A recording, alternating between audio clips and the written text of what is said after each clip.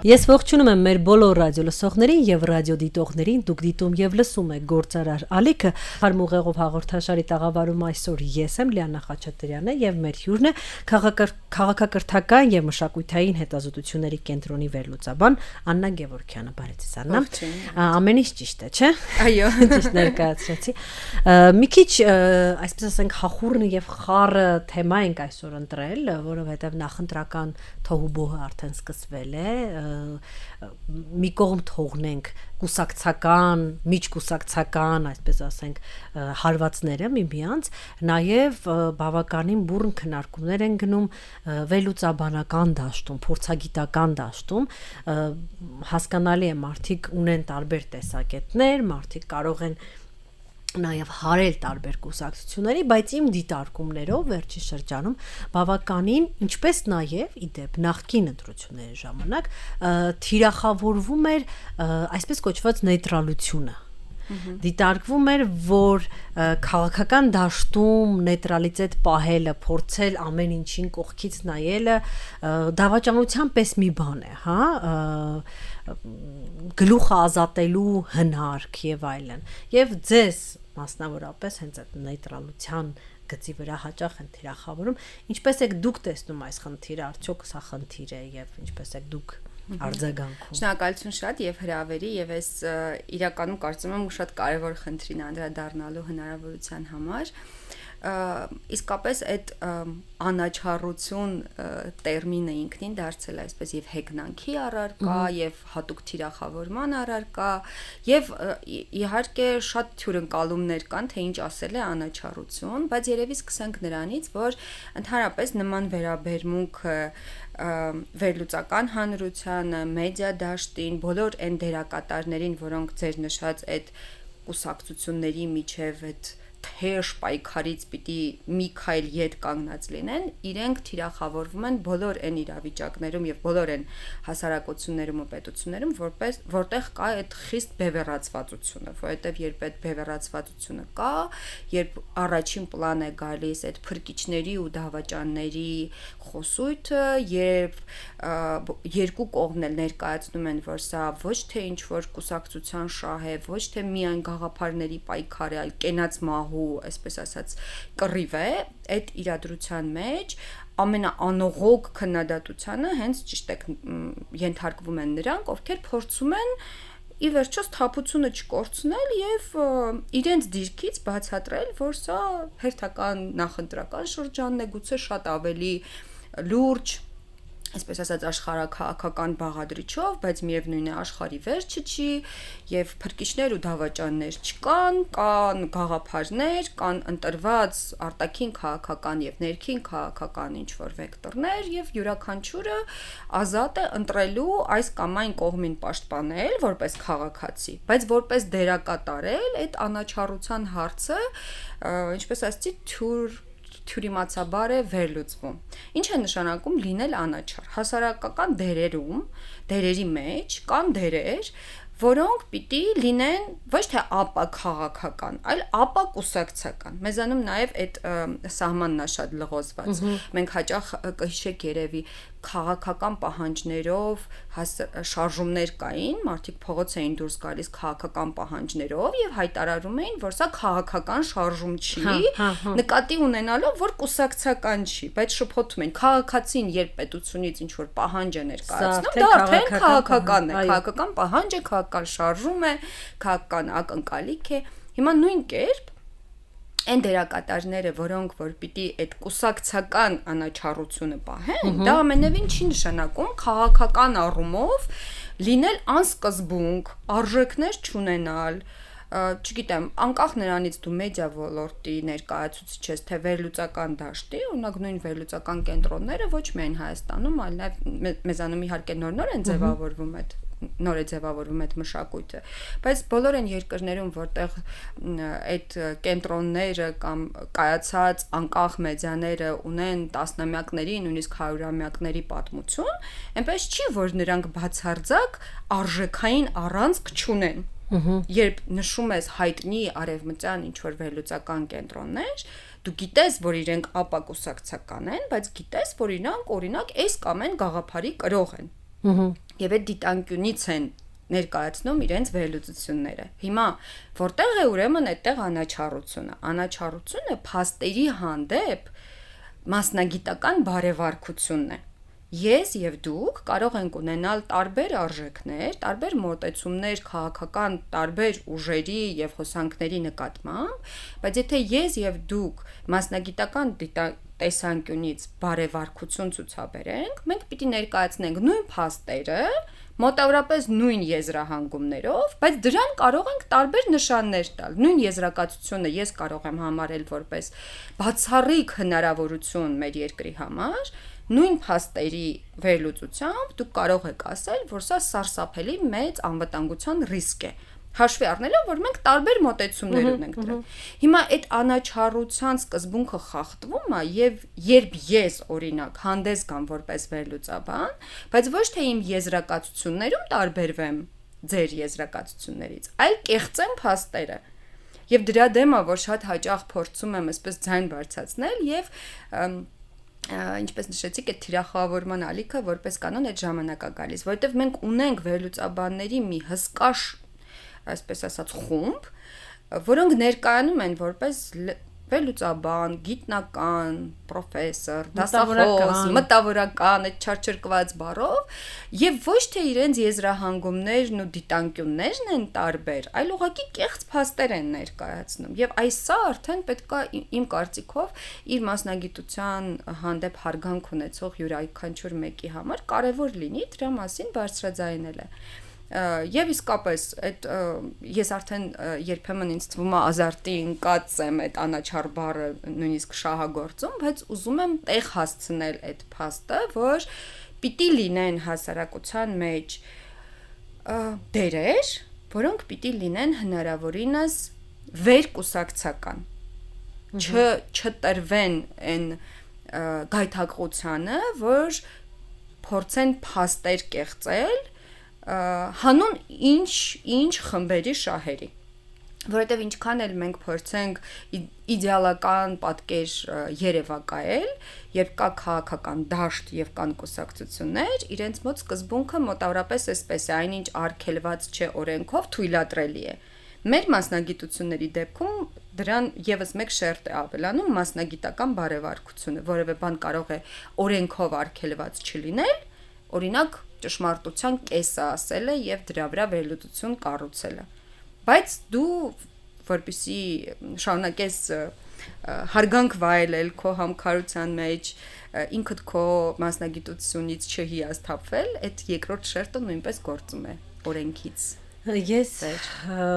հենց երեկ էր պատմաբան մի կնոջ անգլիացի, եթե չեմ սխալվում, արմատներով հարցազրույց էի լսում, նա ներկայացնում էր Ֆլորենցիան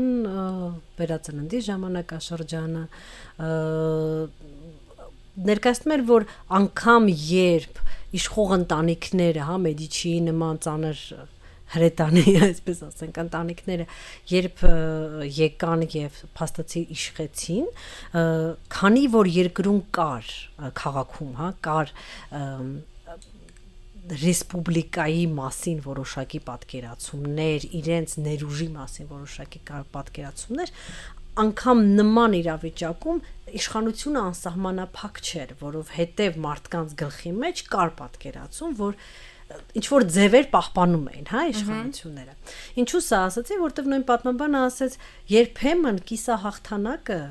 նույնպես լավ է, նույնպես հաղթանակ է, հանուն նրա, որ պահպանվի կոնստրուկտը, առանցքը, համակարգը։ Հիմա ինչու սա հիշեցի, որովհետև հաճախ նայելով մեր քաղաքական դաշտին, ես տեսնում եմ, որ կիսահաղթանակները պարզապես անընդունելի են եւ անընդունելի են բոլոր կամ ամեն ինչ, ոնց է դա հայերեն կոչվում, զրոյական արդյունքով խաղ կարծեմ, հա, zero sum game, կամ ամեն ինչ կամ ոչինչ։ Կողմերը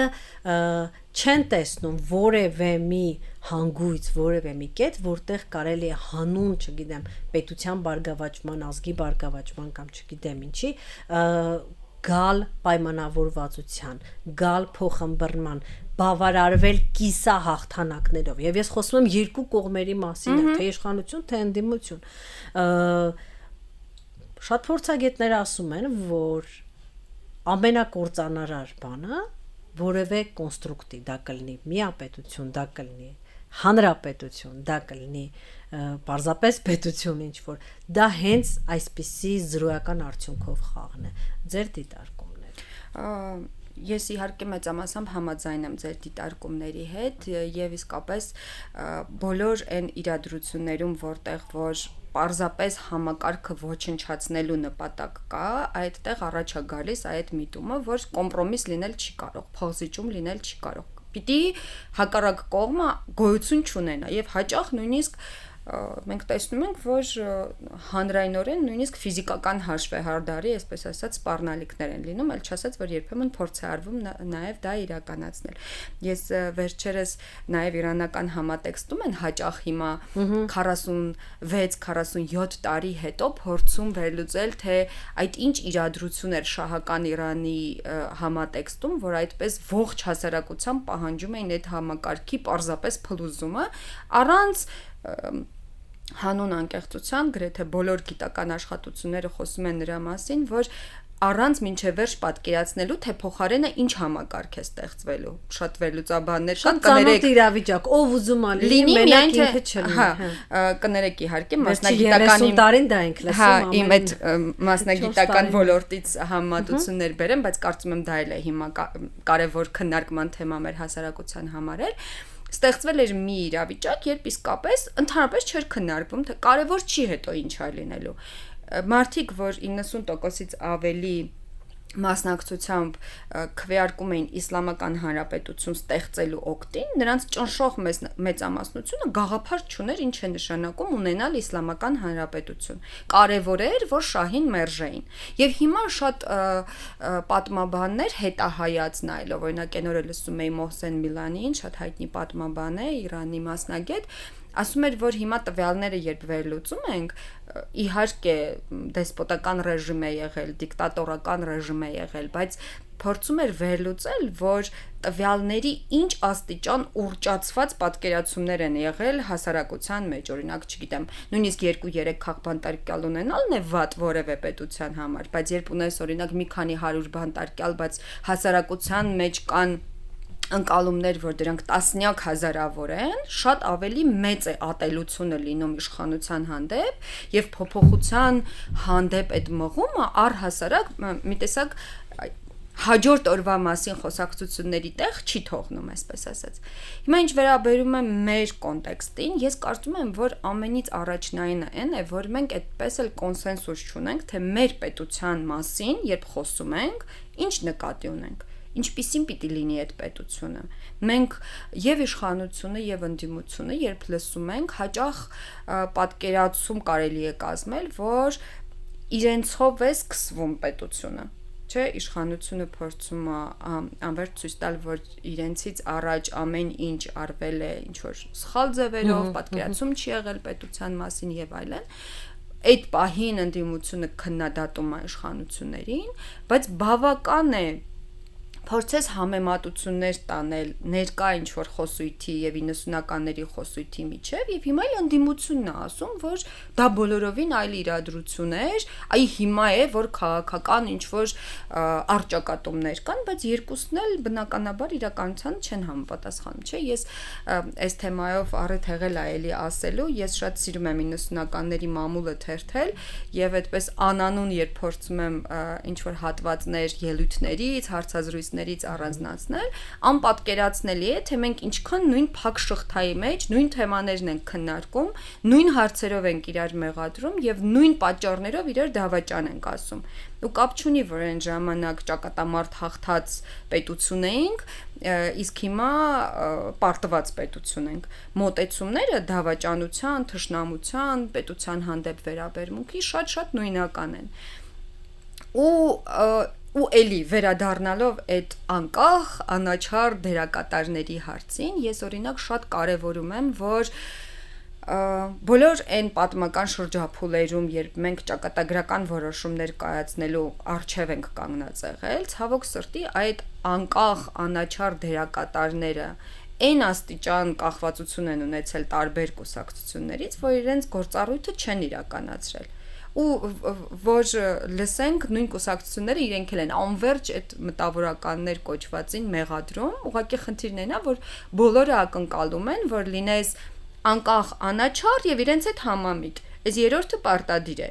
Երբ անկախ ես անաչառ, բայց ասում ես մի բան, որ չի համընկնում իրենց կարծիքին, նշանակում է ոչ անկախ ես, ոչ էլ անաչառ։ Ծախված ես։ Միանգամից բարձվում է, որ դու վաճառված ես։ Հա, այդ էլ մյուս ինձ թվում է արատավոր երևույթն է, այդ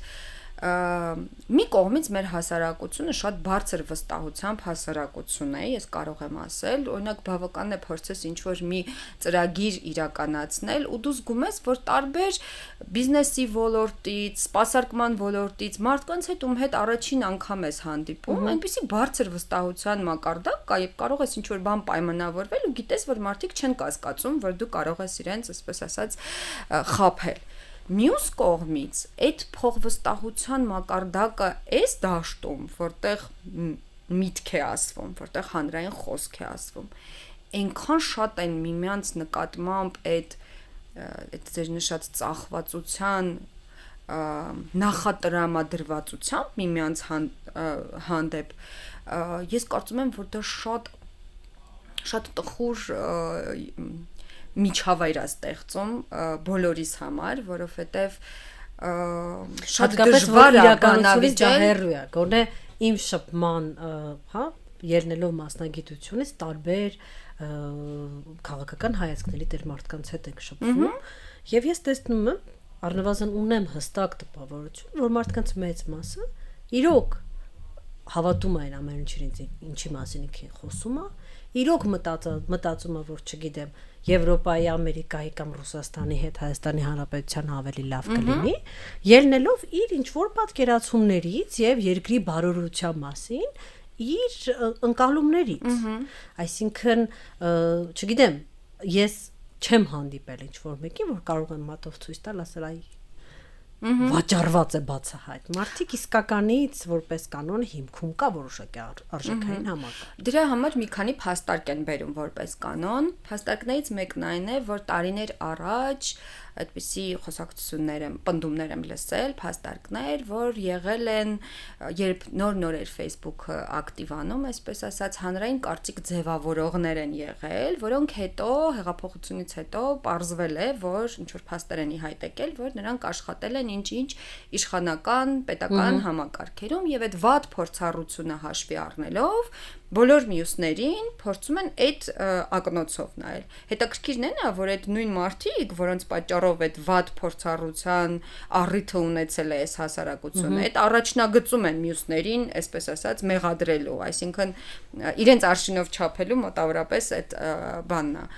պատմությունն է։ Երկրորդ փաստարկը որպես կանոն վերաբերում է նրան, որ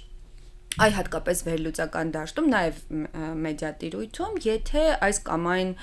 խումբը, կենտրոնը, ինստիտուտը համագործակցում է, ֆինանսավորվում է արևմտյան ինչ-ինչ ֆոնդերից, նշանակում է նրանք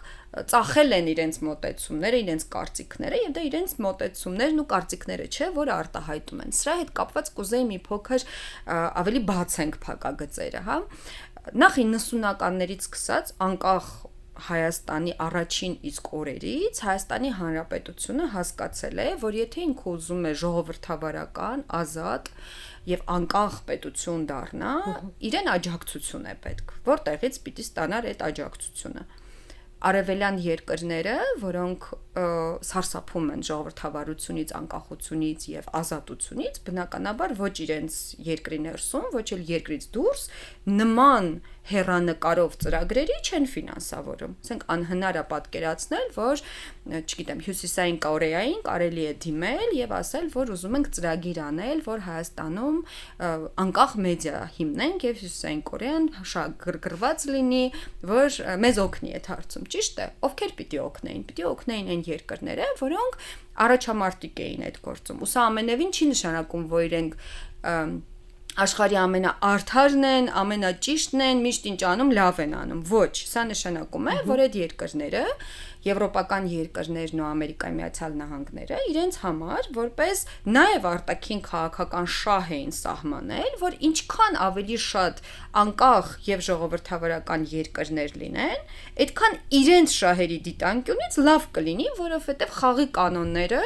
հասկանալի կլինեն եւ միանման կլինեն։ Այդպես է օրինակ սառը պատերազմից հետո ձևավորվել այն աշխարհակարգը, որի փլուզումը մենք տարիները հետևում ենք այդ աշխարհակարգի փլուզմանը։ Ուզում եմ ասել նույն 90-ականներից սկսած բոլոր այն ֆոնդերը, որոնք այդքան թիրախավորվում են այս օրերին, դրանք սկսել են գործել հենց 90-ականների սկզբներին։ Եվ այդ ծրագրերը, որոնց ֆինանսավորում են այդ արևմտյան հիմնադրամները, որպես կանոն, եթե չասեմ անհնար է որ այլ կերպ լինի, դրանք մեր սահմանադրությանը համապատասխանող ինչ-ինչ շահերին սպասարկող ծրագրեր են։ Ինչ նկատի ունեմ, օրինակ հնարավոր չի գտնել արևմտյան ֆինանսավորում այնպիսի մի ծրագրի, որը նպատակ կունենա Հայաստանում դիկտատուրա սահմանել, որովհետև մեր սահմանադրությամբ չէ, մենք ժողովրդավարական եւ անկախ պետություն ենք եւ այն խմբերը, այն կենտրոնները, այն ինստիտուտները, որոնք փորձում են այդ նպատակին ծառայող ծրագրեր ունենալ, այո, կարելի է գտնել հովանավորներ, գործընկերներ, աջակիցներ արևմտյան ֆոնդերի, որոնք քեզ կօգնեն։ Մյուս կարևոր հանգամանքը այն է, որ ու սրանից բխում է այն, որ եթե դուք որևէ մեկը հասարակության մեջ համարում է, որ կոռուպցիայի դեմ պայքարը, ազատ խոսքի ջատագովությունը, հավասար իրավունքների ջատագովությունը, սրանք բոլորը խարխլում են մեր պետությունը, ինչպես ներկայացվում է, նշանակում է իրենք համարում են, որ մեր սահմանադրությունը խարխլում է մեր պետությունը, որովհետև սրանք դրույթներ են, որոնք ամրագրված են մեր սահմանադրության մեջ, այսինքն մենք որպես հասարակություն ամրագրել ենք, որ մենք նման հասարակություն ու պետություն ենք ուզում ունենալ։ Երկրորդ խնդիրը, որ կարծում եմ շատ հաճախ այսպես աչք են փակում դրա վրա, որպես կանոն արևմտյան հիմնադրամների հետ համագործակցել նշանակում է ապահովել թափանցիկություն ֆինանսավորման։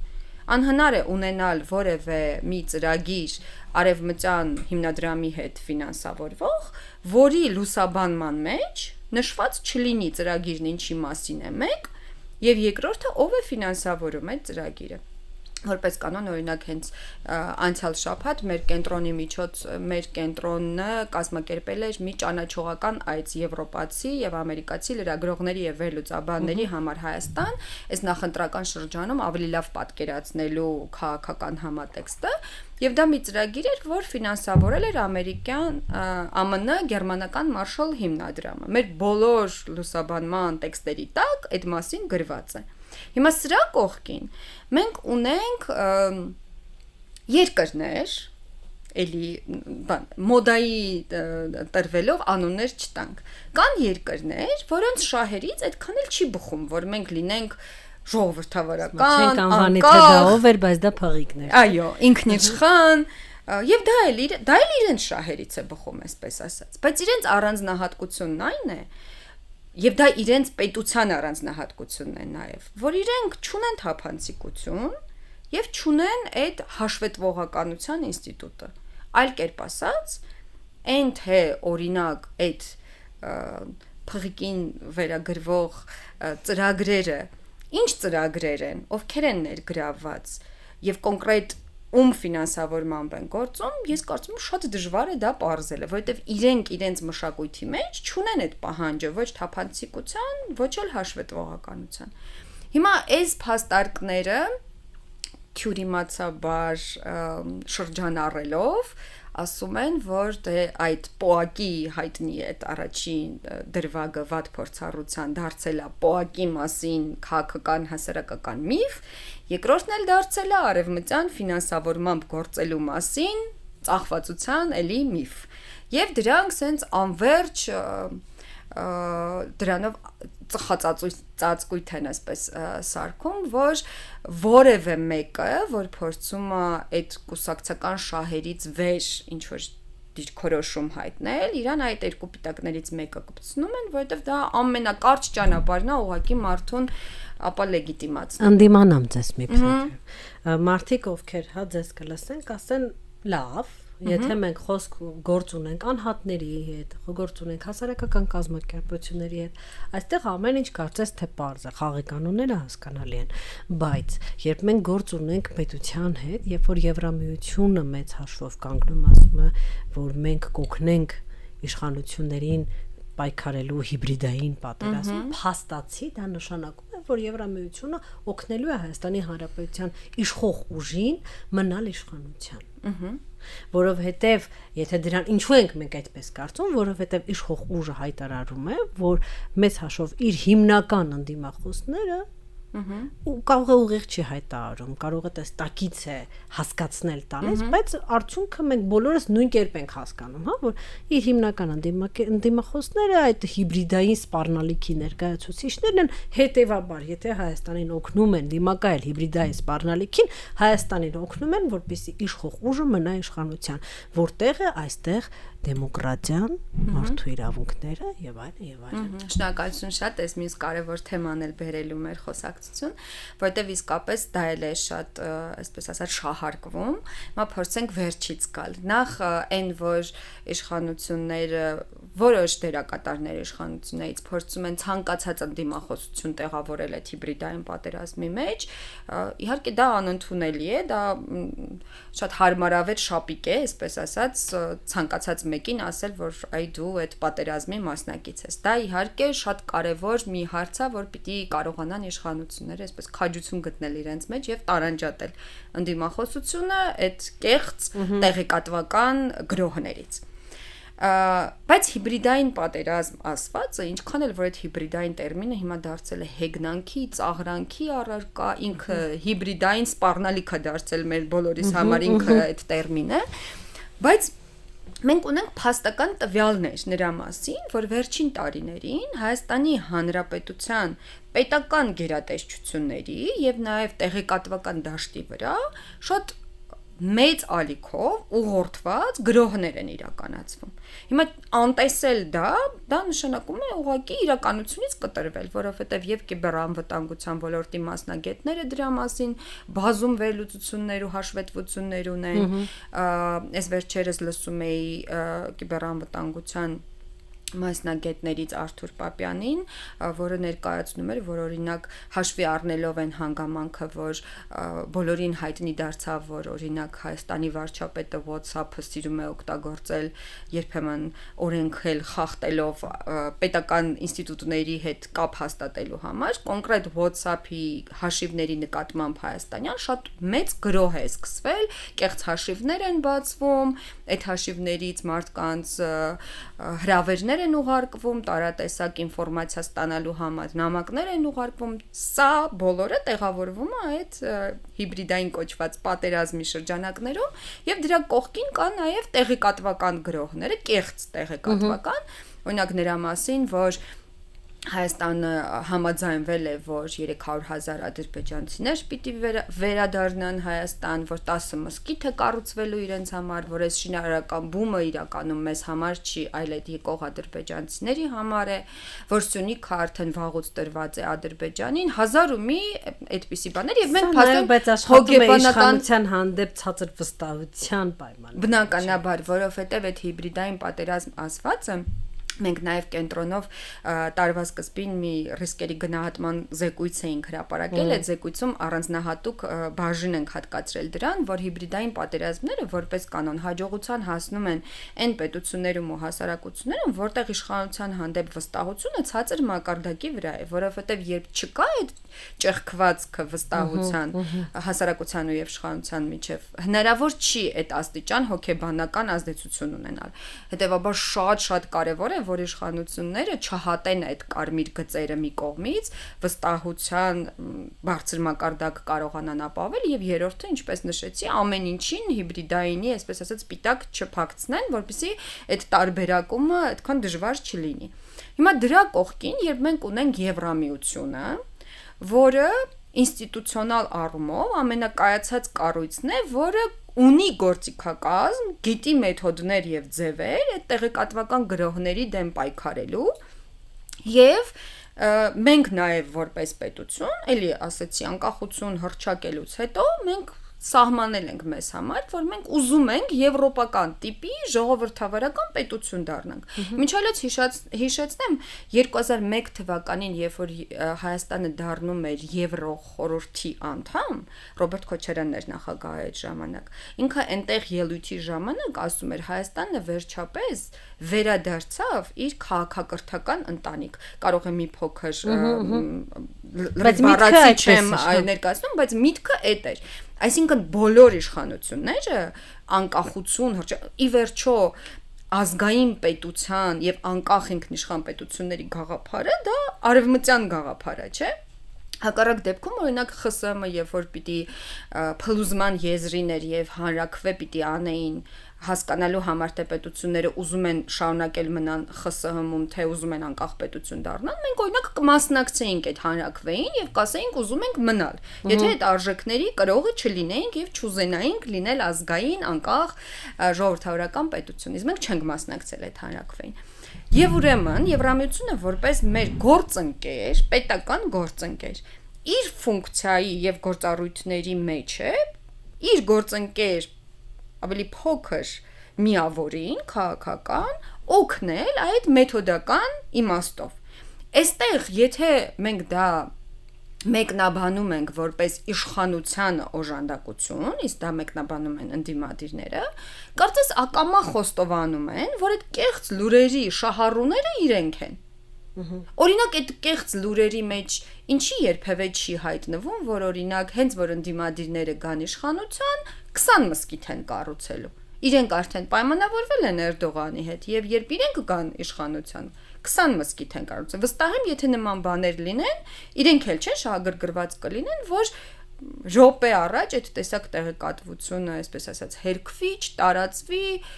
պիտակավորվի որպես fake news կոչված եւ ազդեցություն չունենա հասարակության վրա։ Հետևաբար ես կարծում եմ, որ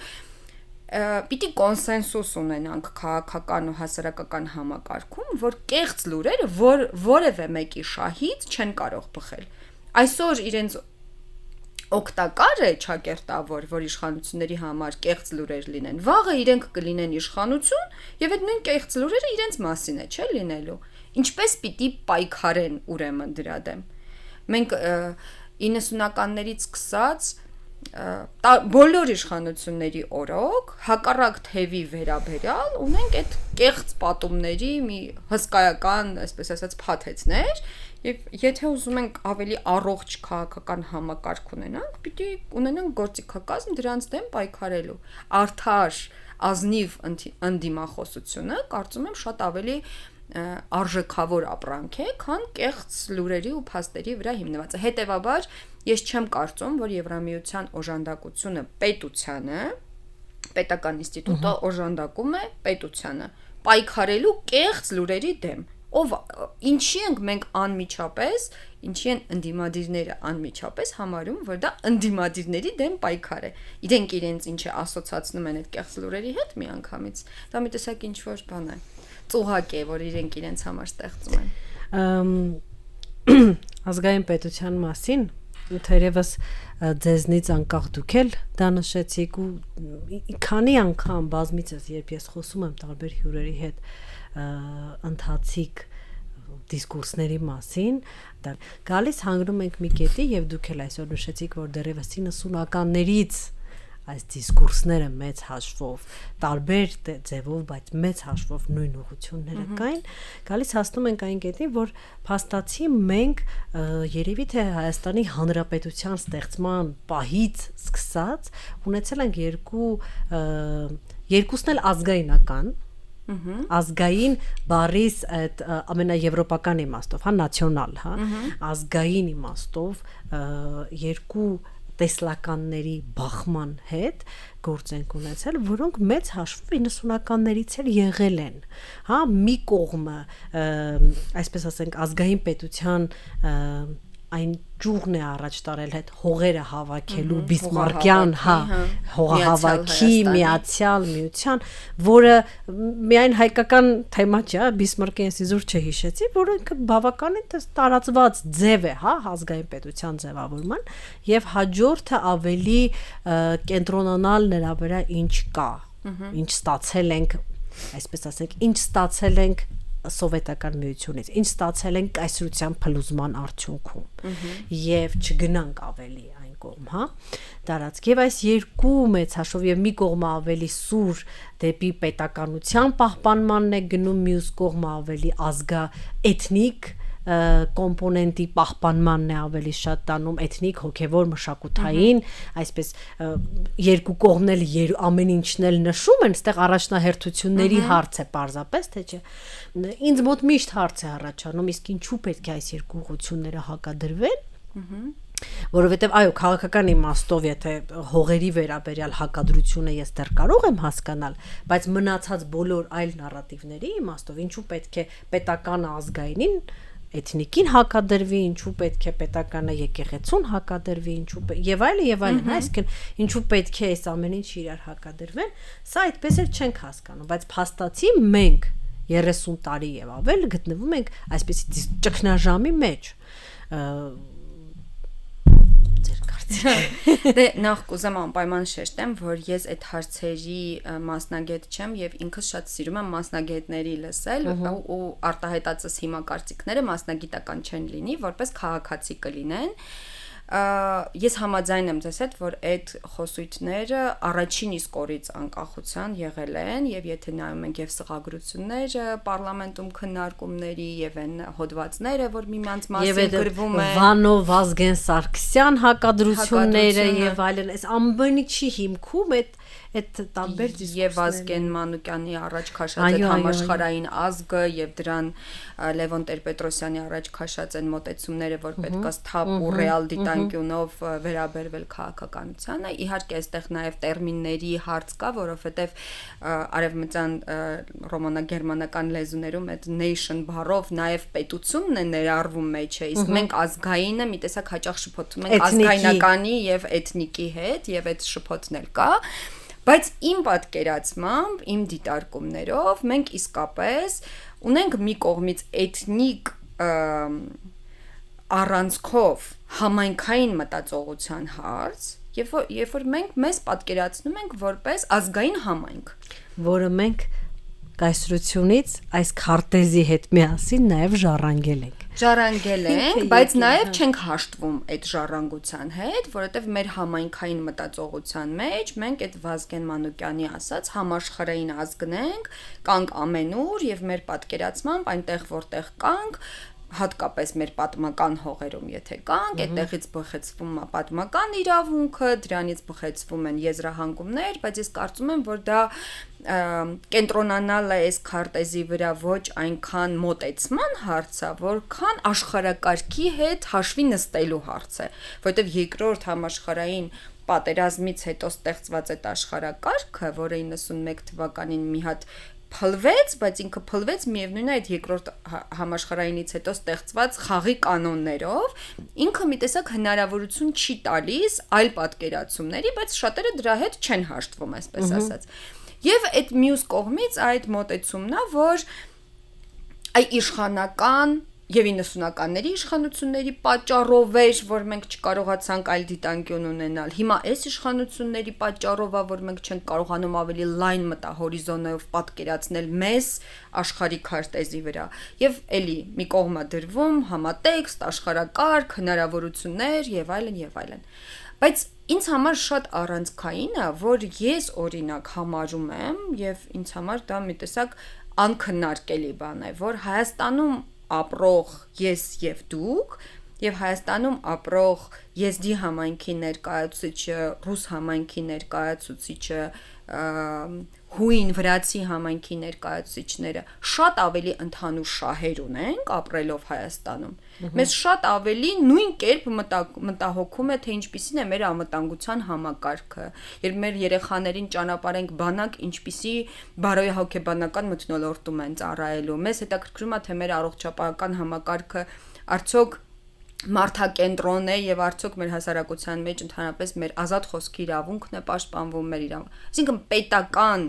բոլոր այն խնդիրները, որոնք որ վերաբերում են պետությանը, մենք մեզ եւ մեր կողքին ապրող ազգային փոքրամասնությունների ներկայացուցիչներին շատ ավելի ընդհանրական ձևով է հետաքրքրում, քան օրինակ իմ եւ ձեր խնդիրները եւ Ավստրալիայում ապրող հայի խնդիրը, Լոս Անջելեսում, Կանադայում, Իրանում ապրող հայերի խնդիրները, որոնց համար իհարկե շատ ավելի շահեկան կլինի, որ երբ ամռանը 2 շաբաթով իրենց երեխաների հետ գալիս են այստեղ, հնարավորություն ունենան շատ ավելի տարածքների վրա ներկայացնեն իրենց պատմական հայրենիքը։ Ես իհարկե մի քիչ ուռճացնում եմ, ներողություն եմ խնդրում նաև բոլոր նրանցից, ովքեր որ սա կհամարեն որպես վիրավորական դրսում ապրող հայերի մասին, բայց ես փորձում եմ գրոտեսկային ավելի ներկայացնել, որ մի քիչ ավելի պատկերավոր լինի։ Որովհետև երբ դու քաղաքից դուրս լեռներում ինչ որ մի տուն ես գնել, որը օգտագործում ես միայն որպես ամառանոց, քեզ համար կարող է այդքան էլ կարևոր չլինի, որ ինքը չափարներ ունենա եւ հարևաններից հստակ սահմանազատված լինի, որովհետեւ ամռանը երբ դու գնում ես, իրենք կարող է այնտեղել չեն եւ բացարձակ դրա խնդիրը չունես, բայց երբ դու այդ տանն ես ապրում, քեզ համար այդ սահմանազատումը, հստակ սահմանները իմանալը եւ անվտանգ զգալը այդտեղ դառնում է շատ ավելի կարևոր։ Եվ այդ դիտանկյունից է, որ ես կարծում եմ, որ այո, ազգայինն ու պետականը չպիտի իրար հակադրենք, բայց միջոցի ու նպատակի տեղերի փոփոխությունն է ինձ թվում է կարևոր։ Մի դեպքում պետությունը դառնում է միջոց ազգային նպատակների համար, մյուս դեպքում հակառակը, քո ազգային առանցքն ու ինքնությունը դառնում է միջոց քեզ համար մաքսիմալ հարմարավետ ու անվտանգ պետություն կառուցելու համար։ Վերջերս Facebook-ում ընկերներից մեկը մի այդպիսի վիդեո էր նկարել, Նարեկը Սարգսյան ասում էր, որպեսզի պատկերացնենք, թե մենք ինչ իրադրության մեջ ենք, փորձենք պատկերացնենք, որ մենք չունենք այս պետությունը եւ ինչպիսի պետություն կերազեինք։ Նույնիսկ 1000 ու մի թերություններով, բայց մենք երազելու էինք այսպիսի պետություն ունենալ եւ երազել ենք դարեր շարունակ։ Հետևաբար ես կարծում եմ, որ մեր ազգային առանցքը եւ ինքնությունը, անկախ նրանից թե դա ոնց ենք մեկնաբանում ինչ բաղադրիչներով, նպաստել է, միջոց է դարձել, որ մենք ունենանք այս պետությունը եւ կարեւոր եմ համարում, որ այդ պետական մտածողությունը հնարավորինս սերմանենք մեր մեջ։ Ցավոք սրտի մենք չարաշահում ենք արդեն մեզ տրված ժամանակը, սահմաններն միանշանակ անցնում ենք, այդուհանդերձ կուզենամ վերջի հարցը տալ, փորձենք հնարավորինս սեղմ արխիվում ապրիլի 7-ն է, էլի դիտելով ձեր գրառումները եւ այն թիրախավորումները, որոնք հենց ձեր ուղղությամբ են կիրառվում, ես տեսնում եմ, որ շատ հաճախ եւ իդեպ ոչ միայն ձեր, նույնը վերաբերում է ընդդիմադիր կանանց, նույնը վերաբերում է իշխանական կուսակցության ներկայացուցիչ կանանց, թվում է թե մի քիչ շատ ավելի սուր են թիրախավորում կանայք, ովքեր որևէ կարծիք են արտահայտում պետության ապագայի մասին, այն դեպքում եւ պարզ ստատիստիկան ցույց է տալիս, որ պետական համակարգի ամբողջ ողնաշարը կանայք է, մտեք յուրաքանչյուր մանկապարտեզ, մտեք յուրաքանչյուր դպրոց, մտեք յուրաքանչյուր հիվանդանոց, մտեք յուրաքանչյուր պասպորտ սեղան, անձնագրային, դուք կտեսնեք, որ աշխատողների ճնշող մեծամասնությունը կանայք են, այսինքն Հայաստանի Հանրապետության այդ պետական ողնաշարը բացի բանակից թերևս, հա, երևի, կանանց միջին տարիքի հաճախ կանանց ուսերին է, այդուհանդերձ երբ նույն կանայք փորձում են որևէ կարծիք արտահայտել պետության ապագայի հանրության դիրքորոշման վերաբերյալ, շատ հաճախ ստանում են բավականին կոշտ եւ կոպիտ արձագանքներ։ Ինչ անենք։ Ինչ անենք։ Նախ ուզում եմ շնորհակալություն հայտնել ձեզ, որովհետև նաև այս դաշտում շատ դժվար է լինում, երբ այդ թիրախավորումների ընթացքում ոչ միայն կոլեգա կանանց կողմից աջակցություն չես ստանում, այլ հաճախ մասնակից են դառնում այդ թիրախավորմանը եւ ձեր այդ նման դեպքերում չլռելու, այսպես ասած, մոտեցումը շատ-շատ արժեքավոր է եւ համաձայն եմ իհարկե, որ այդ թիրախավորման մի հատ առանձնահատուկ շերտ կա նաև, որովհետև թիրախավորման մեջ, երբ որ կոնկրետ մի տեսակ նսեմացնում են քո կարողությունը, ինչ որ բան մտածելու, քիչ է, մի հատ էլ հանրայնորեն այդ մասին արտահայտվելու։ Ինձ համար օրինակ բացահայտում էր, բայց ես տարբեր իրադրություններ վերլուծելով եկա այն եզրահանգման, որ շատ տղամարդիկ պարզապես չեն պատկերացնում, որ կանայք իսկապես իրենք ինչ որ հարցի շուրջ մտածում եւ կարծիք են ձևավորում։ Ու քանի որ իրենք չեն թելադրում որևէ կնոջ ինչ որ բան, համարում են, որ ուրեմն պարտադիր կա մեկ այլ տղամարդկանց խումբ, որոնք որ թելադրում են այս կամ այն մոտեցումը։ Ինձ համար AI-բոտի տրամաբանությունը, բայց չէ, անգամ իրանք առանձին են մտածում հաճախ, okay։ Եվ իհարկե թիրախավորման ձևերի մեջ կա տարբերություն, որովհետև տղամարդուն էլ անողոք են իհարկե բոլորի հանդեպ, բայց երբ հարցը գալիս է կանանց, թիրախավորում են անձնական կյանքը, տեսքը, չգիտեմ, ինչ ուզում ես արա, պարտադիր դժգոհ են, ունքդ վերև էր, մյուսը, չգիտեմ, ներքև էր, թարթիչները տեն չէին, խոսելիս մեկ բարձր ես խոսում, մեկ ցած, այսինքն բաներ, որ տղամարդկանց դեպքում այդքան հաճախ տեղի չի ունենում։ Ինչ անել հարցին, ես օրինակ ձեր նման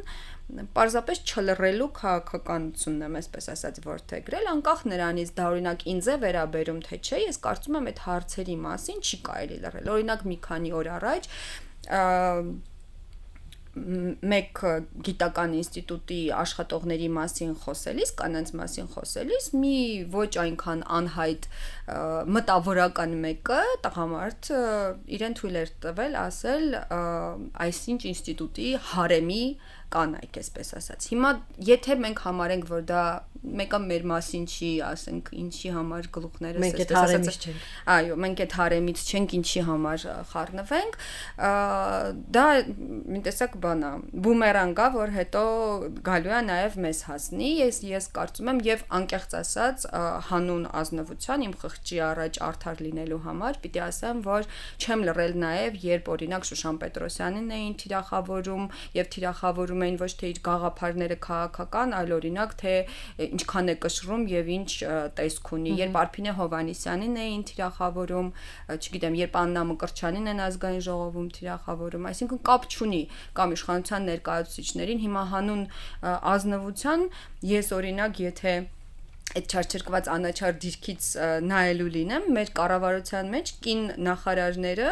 եւ իրենց նախորդած տղամարդ նախարարներից են կարծես շատ ավելի արդյունավետ աշխատում եւ զուգահեռ մյուս տղամարդկանց հետ համեմատ, բայց շատ ավելի հաճախ են իրենք թիրախավորվում եւ բոլոր այդ դեպքերում ես կարծում եմ, որ հատկապես երբ անցնում են այդ կարմիր գծերը եւ անցնում են անձնական կյանքի թիրախավորման, տեսքի թիրախավորման, ես կարծում եմ չլռելը կարևոր գործիք է ցույց տալու համար, որ մենք հաշտ չենք, երբ չեք ընդունում, որ մենք էլ կարող ենք գաղափարներ ու կարծիքներ արտահայտել եւ մենք հաշտ չենք, երբ մեզ հետ համաձայն չեք, ձեր թուլությունը դրսևորվում է նրանով, որ թիրախավորում եք կամ մեր անձնական կյանքը, կամ էլ արտաքին տեսքը։ Շատ լավ, շատ շնորհակալություն, ցավոք սրտի մեր ժամանակը մոտեցավ ավարտին, կոչ եմ անում մեր բոլոր ռադիոլսողներին եւ ռադիոդիտողներին քննադատել մարդկանց ելնելով նրանց արտահայտած մտքերից եւ ոչ թե տեսքից կամ տարիքից կամ սեռից եւ այլն եւ այլն։ Տաղավարում աշխատեց Լիաննա Խաչատրյանը, այսօր մեր հյուրն էր քաղաքակրթական եւ մշակութային հետազոտությունների կենտրոնի վերլուծաբան Աննա Գևորգյանը։ Շնորհակալ եմ։ Ես էլ եմ շատ շնորհակալ։